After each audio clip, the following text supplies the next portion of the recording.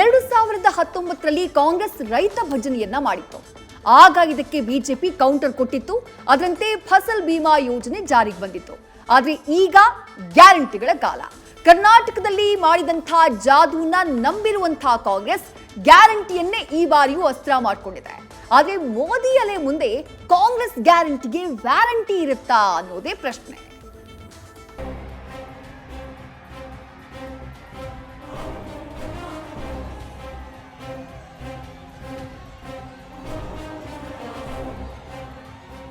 ಇದು ಗ್ಯಾರಂಟಿ ಕಾಲ. ದೇಶದ ದಶದಿಕ್ಕಲ್ಲೂ ಮತದಾರರ ಕಿವಿಗೆ ಅಪ್ಪಳಿಸುತ್ತಿರುವ ಶಬ್ದ. ಈ ಶಬ್ದದ ಹಿಂದಿನ ಗಾರುಡಿಗರು ಕರ್ನಾಟಕ ಕಾಂಗ್ರೆಸ್ ಸಿದ್ದು ಅಂಡ್ ಡಿಕೆಶಿ ಎಂಬ ಜೋಡೆತ್ತು. ದೇಶದಲ್ಲಿ ಅಧಿಕಾರದ ಬರ ಎದುರಿಸುತ್ತಿದ್ದ ಹೊತ್ತಲ್ಲಿ ಕರ್ನಾಟಕದಲ್ಲಿ ಗ್ಯಾರಂಟಿ ಎಂಬ ರಂಟೆ ಹೊಡೆದ ಈ ಕೈಕಲಿಗಳು ನಿರೀಕ್ಷಿಸದ ರೀತಿ ನಮೋ ನಾಮವನ್ನೇ ರಾಜ್ಯದಲ್ಲಿ ನಾಮಾವಶೇಷ ಮಾಡಿತ್ತು. ಈಗ ಅದೇ ಗ್ಯಾರಂಟಿ ದೇಶದಲ್ಲಿ ಸದ್ದು ಮಾಡೋಕೆ ಹೊರಟಿದೆ.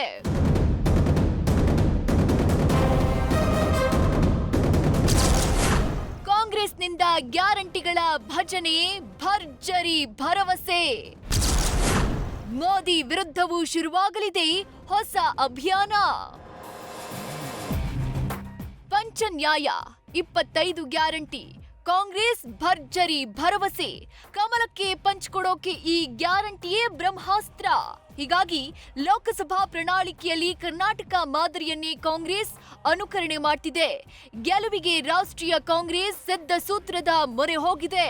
ಆದ್ರೆ ಮೋದಿ ಅಲೆ ನಮೋ ಗ್ಯಾರಂಟಿ ಮುಂದೆ ಲೋಕಸಭಾ ಗೆಲುವು ಸಾಧ್ಯವಾ ಅನ್ನೋ ಪ್ರಶ್ನೆಗೆ ಜನ್ಮ ಕೊಟ್ಟಿದೆ.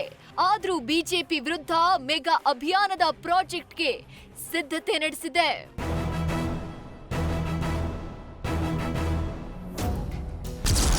ಹೌದು, ಕರ್ನಾಟಕದಲ್ಲಿ ಅನುಸರಿಸಿದ ರೀತಿಯಲ್ಲಿ ಗ್ಯಾರಂಟಿ ಅಭಿಯಾನಕ್ಕೆ ಕಾಂಗ್ರೆಸ್ ಪ್ಲಾನ್ ಮಾಡ್ತಿದೆ. ಅಲ್ಲದೆ ಕರ್ನಾಟಕದಲ್ಲಿ ಪೇಸಿಎಂ ಎಂದು ಅಭಿಯಾನ ನಡೆಸಿ ಬಿಜೆಪಿಯನ್ನ ಭ್ರಷ್ಟ ಸರ್ಕಾರ ಅಂತ ಬಿಂಬಿಸಿತ್ತು. ಅದೇ ರೀತಿ ಪೇಪಿಎಂ ಎಂಬ ಕ್ಯಾಂಪೇನ್ಗೆ ಕಾಂಗ್ರೆಸ್ ಅಣಿಯಾಗ್ತಿದೆ. ಬಿಜೆಪಿಯದು ಚಂದಾದೋ ದಂಧಾಲೋ ಅನ್ನೋ ಕಲ್ಪನೆಯಂತ ಎಲೆಕ್ಟ್ರೋ ಬಾಂಡ್ ಹಗರಣವನ್ನೇ ಕಾಂಗ್ರೆಸ್ ಪ್ರಸ್ತಾಪಿಸಿ ದಾಳಿ ನಡೆಸಿದೆ.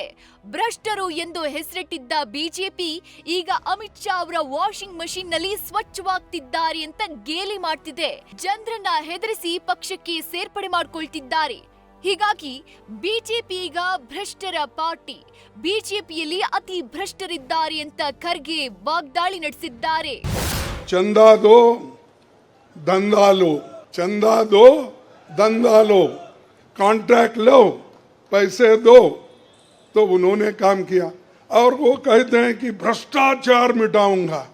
अरे भाई 25 लोग हमारे बड़े बड़े नेताओं को आपने लिया और 25 नेताओं में 2 को तो एक पूरा एक्सोनरेट किया और 23 लोगों को फिर उनको भी एक्सोनरेट किया. अरे शाह साहब के वॉशिंग मशीन में इतने लोग जो भी जा रहे हैं क्लीन होके आ रहे हैं.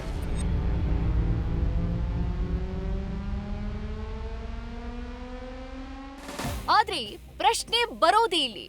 ಬೊಮ್ಮಾಯಿ ಸರ್ಕಾರದಲ್ಲಿ ಕಮಿಷನ್ ದಂಧೆ, ಭ್ರಷ್ಟಾಚಾರದ ಬಗ್ಗೆ ಹಲವು ಘಟನೆಗಳಿವೆ, ಆರೋಪಗಳು ಬಂದಿದ್ವು. ಹೀಗಾಗಿ ಜನ ಕೂಡ ಒಪ್ಕೊಳ್ಳುವಂತ ಸ್ಥಿತಿ ಇತ್ತು. ಆದ್ರೆ ಮೋದಿ ವಿಚಾರದಲ್ಲಿ ಕಮಿಷನ್ ಅಭಿಯಾನವನ್ನ ಜನರಿಗೆ ಹೇಗೆ ಮನಮುಟ್ಟುವಂತೆ ಮಾಡ್ತಾರೆ ಅನ್ನೋದೇ ಪ್ರಶ್ನೆ. ಗುಜರಾತ್ ಸಿಎಂ ಟು ಪಿಎಂ ವರೆಗೆ 23 ವರ್ಷ ಆಡಳಿತ ನಡೆಸಿದ್ರು ಮೋದಿ ವಿಚಾರದಲ್ಲಿ ಯಾವತ್ತೂ ಕಮಿಷನ್ ರೀತಿ ಆರೋಪ ಕೇಳಿಲ್ಲ. ಭ್ರಷ್ಟಾಚಾರದ ವಿಚಾರದಲ್ಲಿ ಮೋದಿಯನ್ನ ಬೊಟ್ಟು ಮಾಡೋದನ್ನ ಜನ ನಂಬೋ ಹಾಗೆ ಮಾಡೋದ್ ಕಷ್ಟನೇ.